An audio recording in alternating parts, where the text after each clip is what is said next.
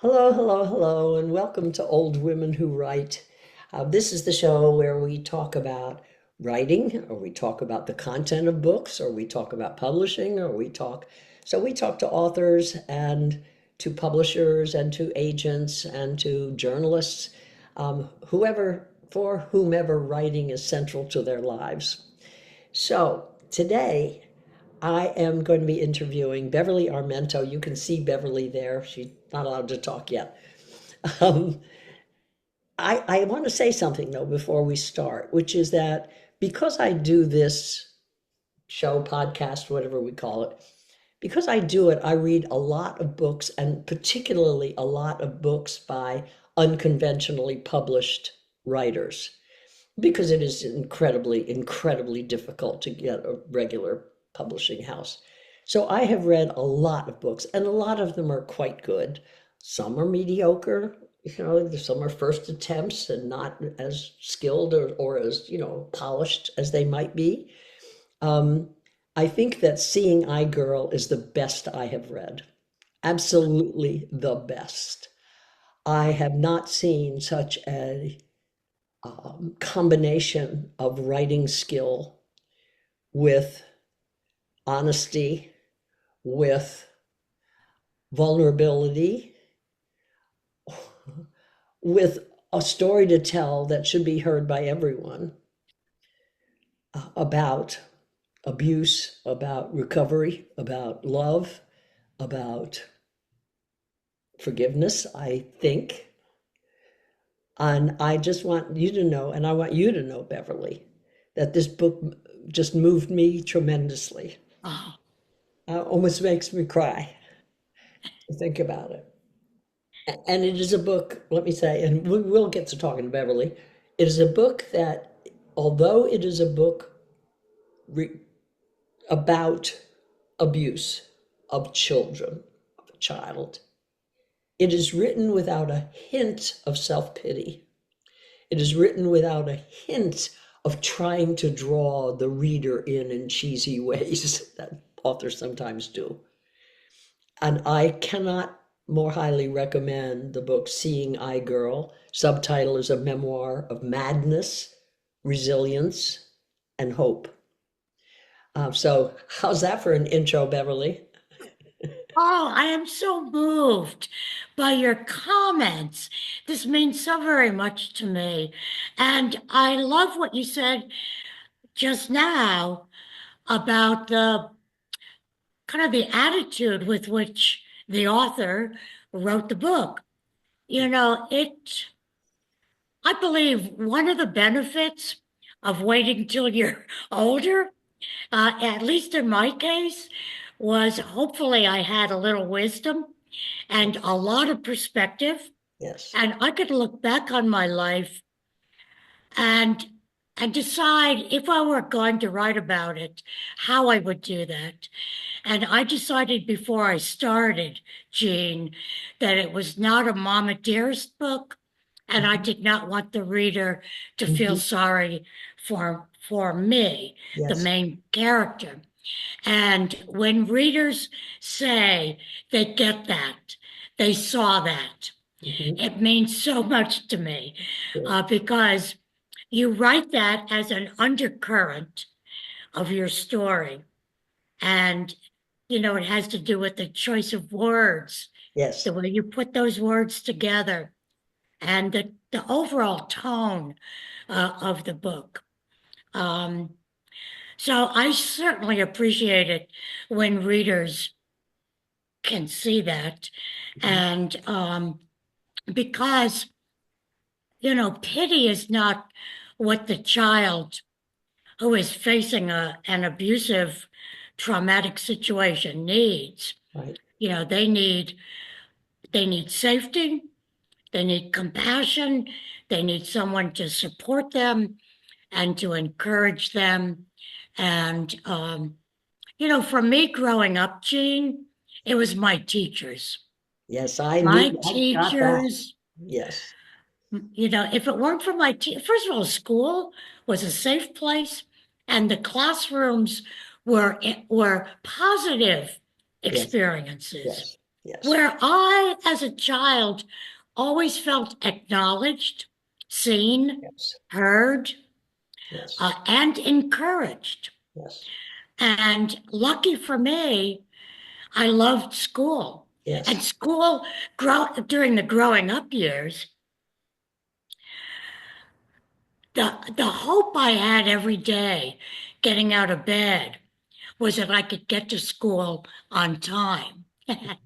And being the oldest of four kids, my job, I had jobs around the house, and my mother was blind. So that Yes. kind of All right. added to the situation.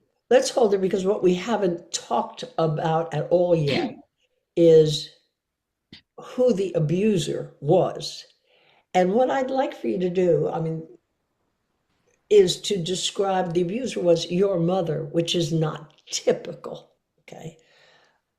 I would like for you to describe to the greatest degree you can in a more journalistic sense who your mother was, in public, who your public mother was, her story, in other words, a short version, but so that listeners want to get a sense of who this was that was the person who abused you until you were 20, 23 years old. 23. Yeah, Yeah. yeah. So if Yeah. you would just describe your mother. My mother was totally blind when she had me. She came from a family of 8 children. She was, she was a depression child. She Mhm. grew up knowing that she was going to go blind. There were troubles when she was an infant. She's the only member of her family with this rare blind disease that infects the corneas and causes the corneas to cloud over. Mhm. So, interestingly, my first 5 years were, to me, lovely. I was a Mhm. loved child. My mother was kind and loving, as was my father. But when I was 5, there was a big event at the house, and everything changed. And for the next 17 years, my mother uh, felt that my sister and I became her targets. Mhm. The fact that we both look like my father, same facial structure, She hated. probably Mhm. probably did not help us. Mhm. but but so there was physical and emotional abuse for 17 years. My mother, though, when I was 9, had two of the earliest successful corneal transplants in the country, Mhm. done by Dr. Bascom Palmer. And if you have been to Miami or are interested in eye issues, you know that the Bascom Palmer Eye Institute is like world known for research. In any case, my mother's story was a great human interest story. Here, this blind woman had 4 children. She made our clothes, made slipcovers, and so it became a kind of a big story all over the newspapers All and over the country that this all over the blind country. Big mother who did spread. all these and who was an artist had now Oh, that gained her too. sight. Right. Yes, she was a great artist. And so all of this came together as a great human interest story.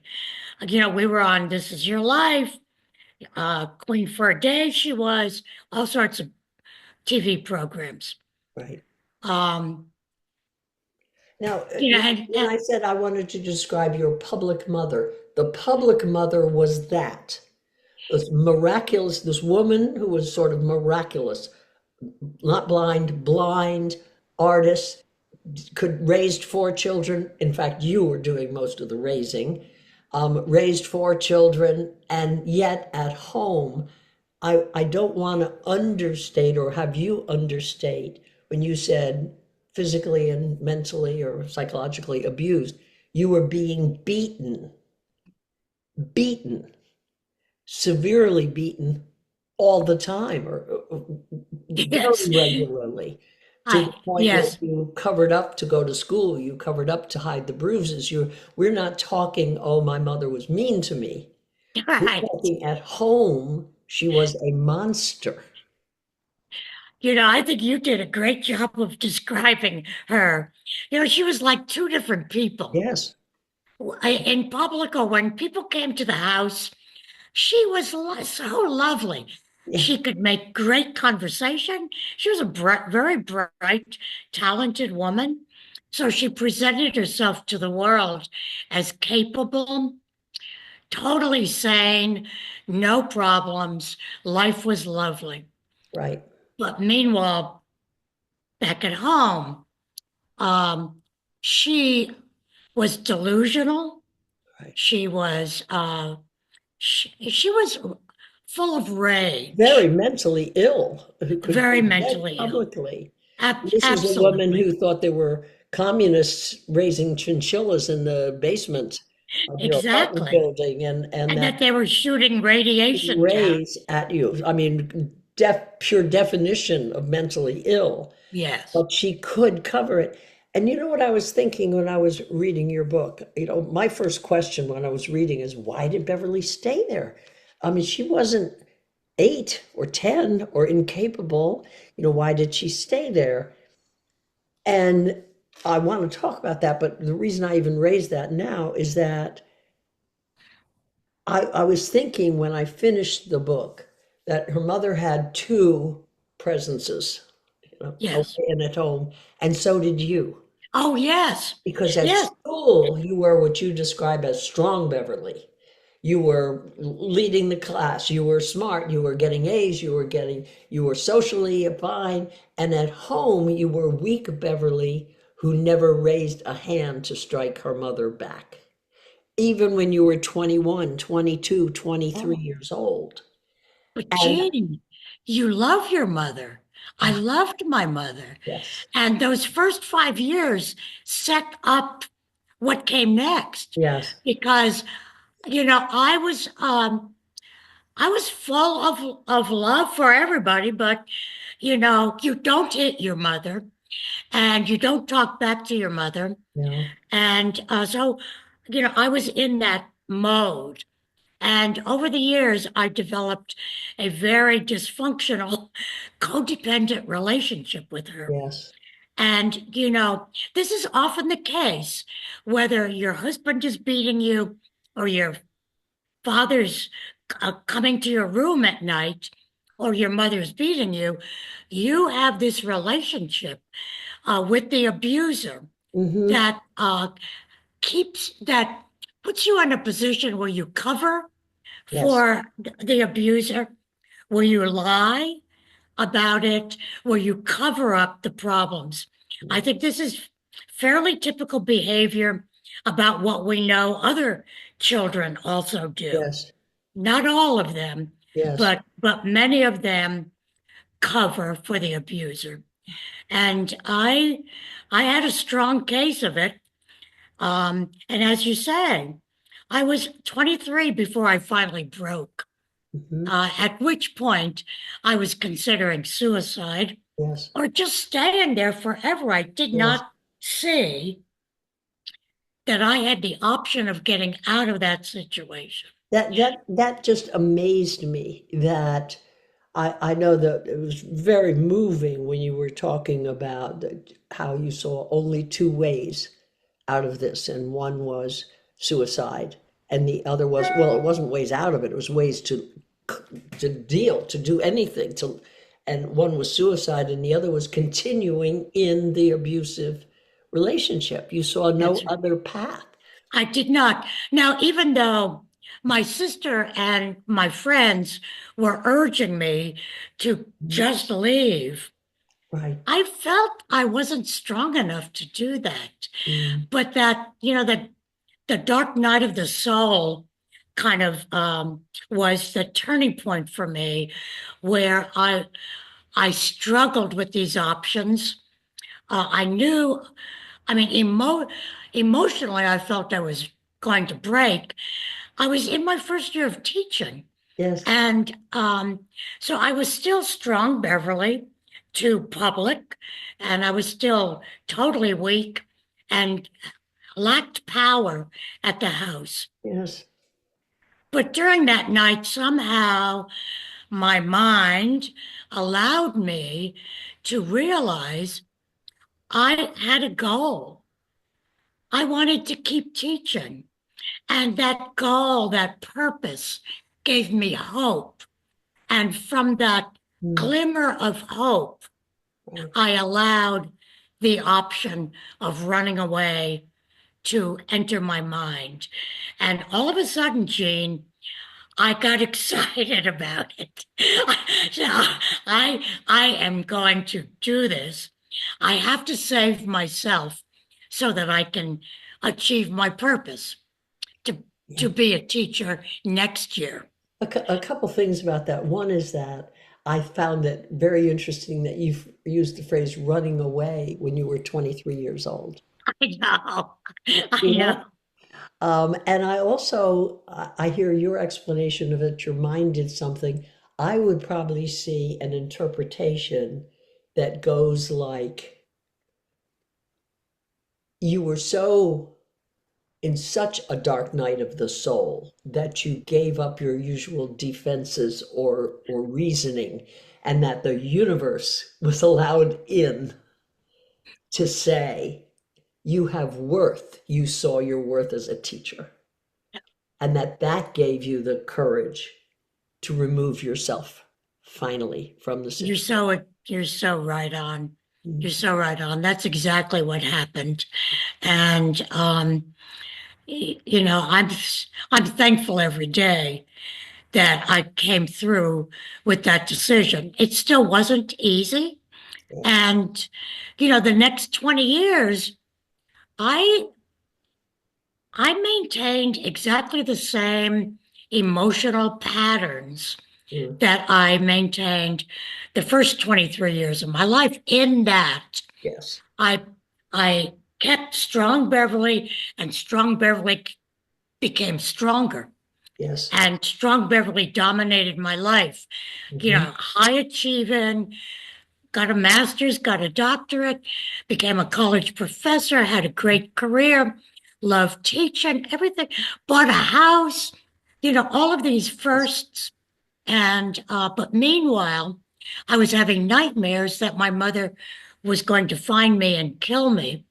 I was anxious, and I had developed a pretty serious eating disorder during my younger No days. surprise. Yes. Not surprised is right. And so that was flourishing. Um, I was having a lot of trouble developing successful social relationships Mhm. with friends and with men. I mean, everything. I was messing up everything, choosing the wrong people, um, all of that. Uh, so I wasn't doing very well, but I did not understand myself well enough to know that I needed psychological help and I needed to I needed to deal with the trauma that Yes. I was carrying around with me. You know, that I've heard over and over and over that abuse, physical, mental, sexual, whatever, changes a child's brain. And Clearly. your brain got changed into Yes. that, Yes. however you describe it. And I can absolutely see that you can't work your way out of that by yourself, I would. You you can't. You Oh, can't. did therapists get introduced into your life? Is that what was Oh, I had somehow, I don't know how I found him. I can't even remember where I got the reference, but Gene, this man just helped me see almost immediately, like, you know, where I was, where my thinking was mistaken. yes. And, you know, he challenged me to think in new ways. You know, out of that came, you know, a real sense of forgiveness from my mother. And Mhm. while I could say it at that time, it still took me a long time to like fully incorporate that Yes, forgiveness yes, in my life. yes. But You know, I with my siblings uh, conducted a burial of her in her hometown. Um, we were reunited with family. Uh, Uh, I confronted the eating disorder. I mean, just on and on and on. And it helped me not only forgive my mother, but forgive myself because I was sort of blaming myself for like everything. yes, And it wasn't my fault. And it helped me understand that while my mother did have will, and I think she purposefully did want to impose harm on her girls, she also was mentally ill. yes, And you never know like yes, which part contributed what, yeah, but in any case, I feel today I feel a sense of real compassion yes, and better understanding yeah. of her. I don't forgive the actions, but I have placed her in a place of compassion in my mind. Yeah. Tell me, and you don't have to answer this because it's a really personal question. Did you marry? Did you have children? I did not either. I Mhm. I That did not also have does not surprise me. that. This is not a surprise to me either. Um, I have lots of nephews and a few nieces who kind of my surrogate kids. Hmm. Of course, my students who are still in my life, Yeah. even those little fourth graders. I mean, I don't look on them as my children, but I'm surrounded by love. Yes. I've got good friends. Yes. I don't That wasn't a feel, challenge of any kind. That was really a just sort of a um, how could one not having, except for the first 5 years of your life, not having the models to know what health looks like? yes, How could one enter into yeah, either yeah, marriage relationship or children without being clear? And that, yeah. yeah. Sorry, I didn't mean It to took be me, nosy. Yes, I did mean to be nosy. That take that back. Um, you sent me something the other day that you were, and forgive me because I was energetically, emotionally busy over here. Um, that am I right that you are now doing some speaking or some activities that relate to abuse? yes, I'm doing as much as I can. Mhm. Um, I've, of course, I meet with book clubs, and book clubs are wonderful places, mainly women um, of all ages have read the book, and I've physically met with most of the book clubs, but Mhm. also I do that on Zoom, and I'm glad to meet with your readers' book clubs. Mhm. Um, I've given a couple of like speeches Mhm. where I draw on my life as Yes. examples Yes. to make a point. I'm writing two more books if if I can live so long Yes. and keep my mind going. Um, so I'm writing a book about the father, and I'm writing or I've got in my mind, I haven't started to write a book about being an adult with untreated trauma. Yes. And and I'd like to team up with a psychologist who, so it'd be like example theory, Yes. research, a book sort of like that, I envision.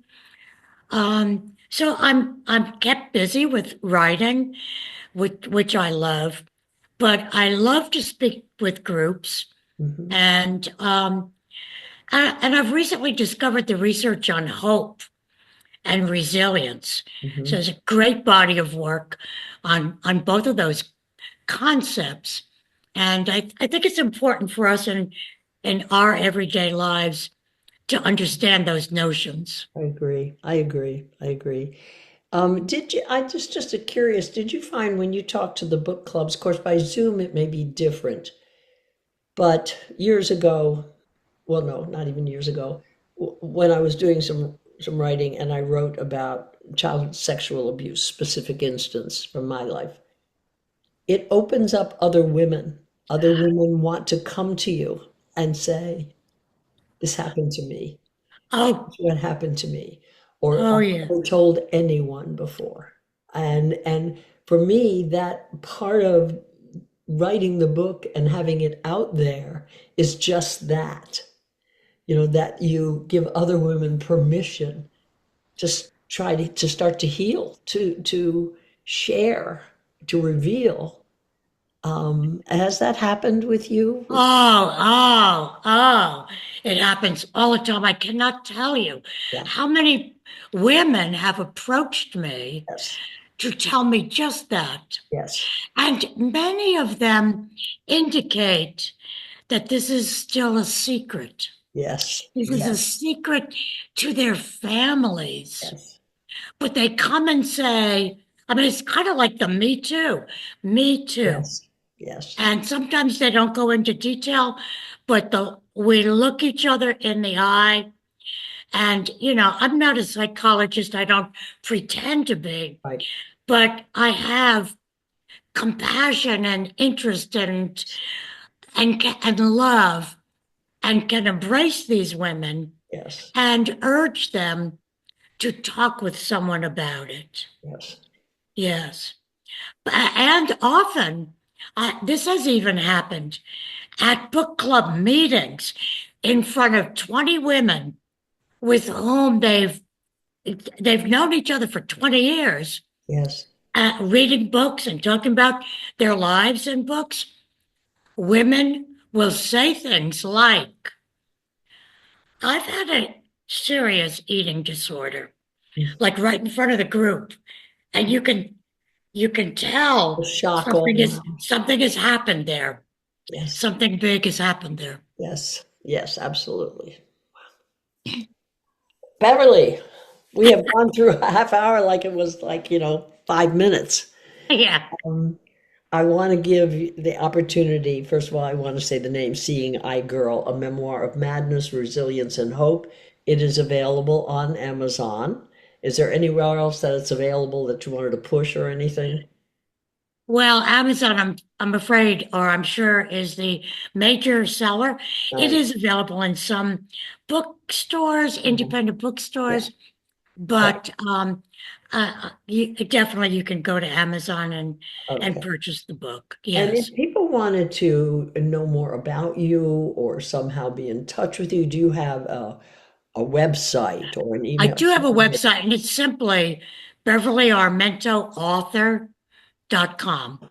BeverlyArmentoAuthor.com. And you can reach me through the website. There's a way to contact me. So Good. if you leave a message, it comes immediately to my email box. Yes. Yes. Good. Good. Yeah. Okay. Well, yay. As I said at the beginning, in case you didn't tune in right away, I cannot speak more highly of this book. It should have been picked up by a major publisher. It should be out there everywhere and I'm grateful to you for writing it, Beverly. So, And I'm grateful for you also to be so active, to run this great podcast and to invite me to be a guest. I'm honored. I oh, thank you. thank you, and thank you all for watching this. And I know you're going to run out and get the book. I know you will. Do you know whether is it on paperback and Kindle and is it Yes, yes, audio? yes. And audio. There's an Yeah. audio book. Great, great. Don't That's forget about so that you one. hear that. You can hear it three ways. And did you voice it? I wish, I have a troubled voice, Uh, but there's a great reader. I think you'll enjoy the Good. book on audio. You know what the funny part is?